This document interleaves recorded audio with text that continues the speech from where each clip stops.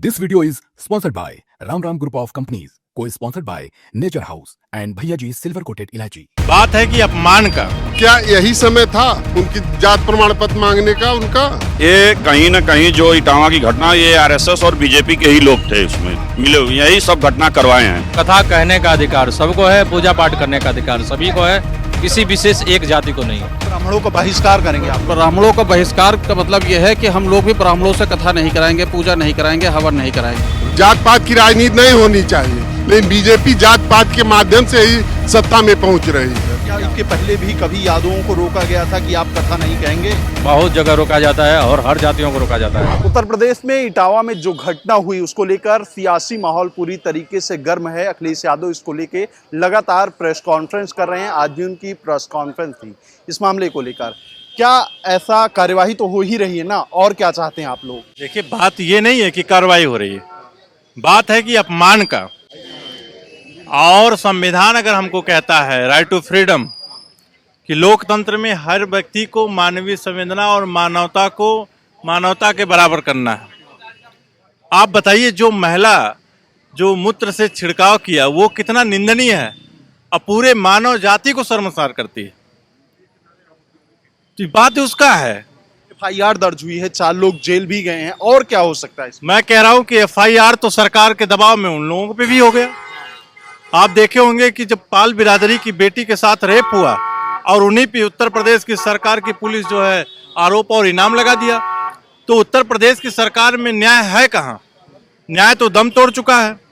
कल इमरजेंसी के काला अध्याय उत्तर प्रदेश और भारतीय जनता पार्टी के लोग मना रहे थे, वो स्वघोषित था, ये अघोषित इमरजेंसी है। यहाँ हम आप बोल नहीं सकते। क्या इटावा में तो कार्यवाही तो हो ही रही है ना? जिन लोगों ने गलतियां की हैं उनको जेल हुई है, और क्या चाहते हैं आप लोग? जैसे जो बाद में जो पीड़ित हैं उनके ऊपर जो कार्रवाई हुई है वो अनलीगल है। अगर वो लोग पीड़ित होते तो पहले जाते कानून के शरण में। कहीं ना कहीं तो उनकी भी गलतियां निकली है ना, उन्होंने फर्जी आधार कार्ड रखे थे जैसा बताया जा रहा है। अब ये सब तो वो लोग सरासर झूठ बोल रहे हैं। अगर जो उस गांव में जा रहे हैं, कई बार वो कथा कर चुके थे, तो क्या यही समय था उनकी जात प्रमाण पत्र मांगने का उनका? ये जो है लोग जबरदस्ती इस देश में अराजकता फैलाना चाह रहे हैं। और अब पहले जो है धर्म की राजनीति करते थे, अब जात पात की राजनीति लोग कर रहे हैं। जात पात की राजनीति होनी चाहिए उत्तर प्रदेश में? एकदम नहीं होनी चाहिए। जात पात की राजनीति नहीं होनी चाहिए, लेकिन बीजेपी जात पात के माध्यम से ही सत्ता में पहुंच रही है। वो केवल हिंदू मुस्लिम बहाना है, केवल ये जात पात बांट करके केवल ये जो है राजनीति की रोटी सेक रहे हैं। इटावा तो यादव बाहुल्य क्षेत्र है, स्वयं पूर्व मुख्यमंत्री जी वहां से आते हैं, तो इस तरीके की चीजें सिर्फ इटावा में क्यों हो रही हैं? ये बहुत दुखद और बहुत निंदनीय घटना है। ऐसा घटना नहीं होना चाहिए, क्योंकि माननीय राष्ट्रीय अध्यक्ष जी कभी भी जातिवाद की राजनीति नहीं किए हैं। माननीय जी का नारा है पीडीए सबको साथ लेकर चलना है। और ये जो इटावा में हुआ है, ये एक जाति धर्म पूछकर और बाल बनाया जा रहा है। ये कहाँ का संविधान में नियम है कि हम किसी की जात का बाल मुड़वा दें? अच्छा, उत्तर प्रदेश में और कहीं तो ऐसी घटनाएं नहीं हुई? तमाम जगह ऐसे हैं जो यादव लोग कथा वाच रहे हैं, कि सिर्फ इटावा में भी ऐसा प्रकरण होना कहीं ना कहीं आपको सियासी लग रहा है कि नहीं? ये कहीं न कहीं जो इटावा की घटना, ये आरएसएस और बीजेपी के ही लोग थे उसमें मिले हुए, यही सब घटना करवाए हैं। बाबा जी, जिस तरीके से इटावा वाले प्रकरण को लेके आज समाज 2 भागों में बट रहा है, कितना ये उचित है? ये बिल्कुल गलत है। कथा कहने का सबको अधिकार है। हमारे यहाँ कथा कहने को पंक्षियों को भी अधिकार है। काकभूषण जी कथा करते हैं, भागवत की कथा करते हैं सूत जी, और सूत जी ब्राह्मण नहीं है। 88,000 ऋषिजन कथा सुनते हैं बैठ के, वो सभी ब्राह्मण हैं। तो कथा कहने का अधिकार सबको है, पूजा पाठ करने का अधिकार सभी को है, किसी विशेष एक जाति को नहीं है। अच्छा, आपको क्या लगता है, उत्तर प्रदेश बहुत बड़ा है, 75 जिले हैं इसमें, लेकिन सिर्फ एक जिले से ही ऐसा प्रकरण आ रहा है? क्या आपको लगता है कहीं ना कहीं ये राजनीतिकरण हो रही है? पूरे भारत में ऐसा है, पूरे भारत में ऐसा हो रहा है। अभी तक तो कहीं से मामला सामने नहीं आया, पहला मामला है। पहले मामला दबा हुआ था, अब ये मामला जैसे बम जैसे फूट गया है। पहले भीतर चल रहा था कि ये कथा करें, वो कथा करें, ये पूजा करें, ये ना करें, ये ना करें। पहले दबा मामला था, कोई जानता नहीं था, कुछ विशेष लोग ही जानते थे।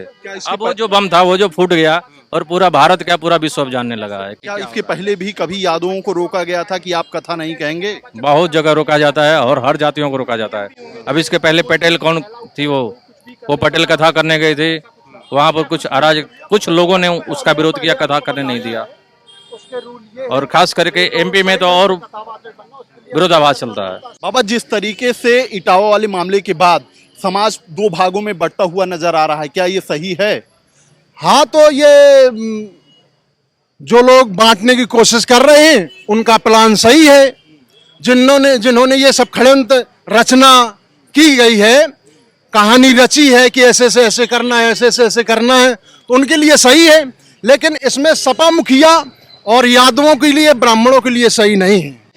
इसमें सपा मुखिया माननीय अखिलेश यादव जी को ये ध्यान देना चाहिए कि जो ब्राह्मण वोट इस समय प्रेजेंट समय में सपा की तरफ रुख कर रहा है, आना चाहता है, उसको अलग करने के लिए यह रचना रची गई है। यह ब्राह्मण और यादवों में फूट डालने की साजिश है। नहीं, इस घटना से आक्रोशित जो लोग हैं वो तो ये कह ही रहे हैं ना कि अगर हमको कथा नहीं कहने दिया जाएगा तो हम ब्राह्मणों को दान भी नहीं देंगे। नहीं, कथा कहने के जो नियम है उस हिसाब से कथा कही जाती है, और जो उसमें नियम लेकर उसमें जो विरोधाभास हो जो चीज कथा में छिपाई नहीं जाती, कोई चीज कथा में कोई भी चीज छिपाई नहीं जाती, तभी कथा कहने में आनंद आता है।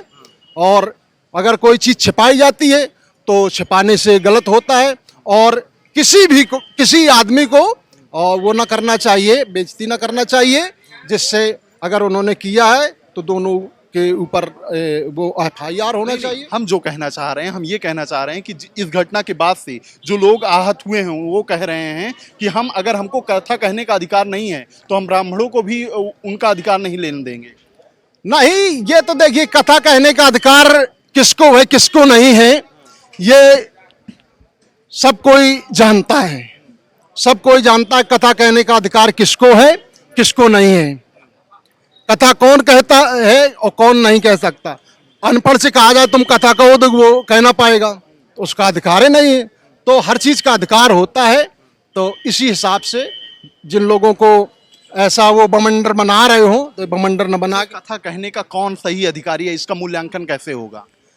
जो शास्त्रों का ज्ञाता हो, व्याकरण पढ़ा हो, गुरुओं के लगोटी धोई हो, साधुओं के संग किया हो, गुरुकुल में पढ़ा हो, वेद अध्ययन किया हो, वो अच्छी तरह से कथा का निरूपण करने का अधिकारी है। क्या आपको लगता है कि इतना लंबा प्रोसेस जो आज आ रहे हैं समाज में लोग वो फॉलो कर रहे हैं? हाँ, मतलब असली की हमने पहचान बताई है, और ना करें तो कहीं कुछ फॉलो नहीं होता। लोग थोड़े वो पढ़ लेते हैं और नकल करके पास होना चाहते हैं। क्या कह रहे हैं आप, सियासीकरण इस तरीके से इस मामले का होना चाहिए? ये सब राजनीति की एक वो है। और दूसरी बात, अभी महाराज जी जो बोले कि आधार कार्ड छिपाया गया, ऐसा नहीं है। आधार कार्ड उन्होंने लेके नहीं गए थे, और उन्होंने कहा कि हमारे लड़के से आप बात कर लीजिए, आधार आपको मोबाइल पर दे दिया जाएगा। और वहाँ पर एकदम ये झूठा बात है कि आधार कार्ड में छिपाया गया है, जात छिपाई गई, ऐसी बिल्कुल झूठी बात है। ऐसा कुछ नहीं हुआ है। और जब उन्होंने लड़का ने जो आधार कार्ड मोबाइल पर भेजा है, तब देखें कि यादव हैं, तो उस समय इन्होंने विरोध किया, और विरोध करने के बाद ये बहुत गलत हुआ है। ऐसा नहीं होना चाहिए। जो ज्ञानी वही पंडित है, हमारा शास्त्र बता रहा है। ये तो गलत हुआ ही है। मुख्यमंत्री भी इसकी निंदा कर रहे हैं, कार्यवाही भी हो रही है, लेकिन उसके बाद ऐसा क्या लग रहा है कि जो होना चाहिए? और दूसरी बात, सबसे खराब चीज ये हुआ कि उनका मूत्र इतना पवित्र हो गया कि मूत्र से क्या कहते हैं, विसर्जन किया गया। हुआ, आगे क्या होना चाहिए? आप लोग क्या चाहते हैं? इसका बिल्कुल विरोध करेंगे, खुल के विरोध करेंगे, और बहुत विरोध करेंगे। कार्यवाही तो हो ही रही है ना, तो विरोध किस लिए? भाई, ये उनकी मूत्र इतना ज्यादा पवित्र हो गया है कि किसी एक व्यक्ति विशेष के ऊपर, व्यक्ति के ऊपर तो वो तो गलत ही है ना, वो गलत है, तभी तो कार्यवाही हो रही है। गौ माता से ज्यादा ये पवित्र इन्हीं का मूत्र हो गया है। कार्यवाही तो हो ही रही है। और क्या चाहते हैं आप लोग? क्यों इतना सियासी बवाल मच रहा है? नहीं, क्यों ऐसा किया गया है? आपने जो बिल्कुल बहिष्कार करेंगे। क्या कहना चाहते हैं? ब्राह्मणों का बहिष्कार होना चाहिए। जो कथा पूजा जो है, जो हमारे हिसाब से ये है, जब अगर वो लोग नहीं सुन सकते हैं किसी जात के लोगों से कथा, जबकि कथा तो ऐसी चीज है कि हर आदमी सुन सकता है, हर आदमी सुना सकता है। लेकिन अगर वो लोग कहते हैं कि हम ब्राह्मणों से ही कथा सुनेंगे, किसी यादव से या और गैर बिरादरी से कथा नहीं सुनेंगे। ब्राह्मणों का बहिष्कार करेंगे आप? ब्राह्मणों का बहिष्कार का मतलब यह है कि हम लोग भी ब्राह्मणों से कथा नहीं कराएंगे, पूजा नहीं कराएंगे, हवन नहीं कराएंगे। समाजवादी पार्टी के आप सामने हैं, तमाम पंडित बिरादरी के लोग भी इससे जुड़े हैं, ब्राह्मण समाज बड़ी संख्या में जुड़ा हुआ है, तो क्या न कहीं उनकी भावनाएं आहत नहीं होंगी? हाँ, बिल्कुल आहत हुई होंगी।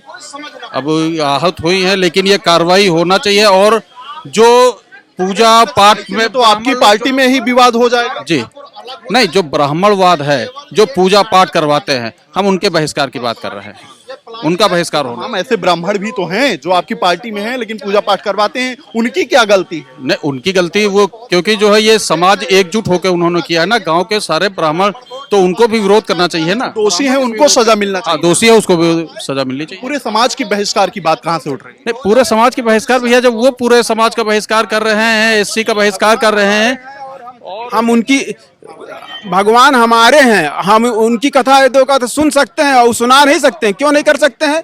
अधिकार हमारा है। जो शास्त्र पढ़ा हुआ है, जो ज्ञाता है, कथा सभी सुना सकते हैं हमारे हिसाब से। New public inter college Lucknow, admission open. For more information call 0522 282232 और 7755 089585।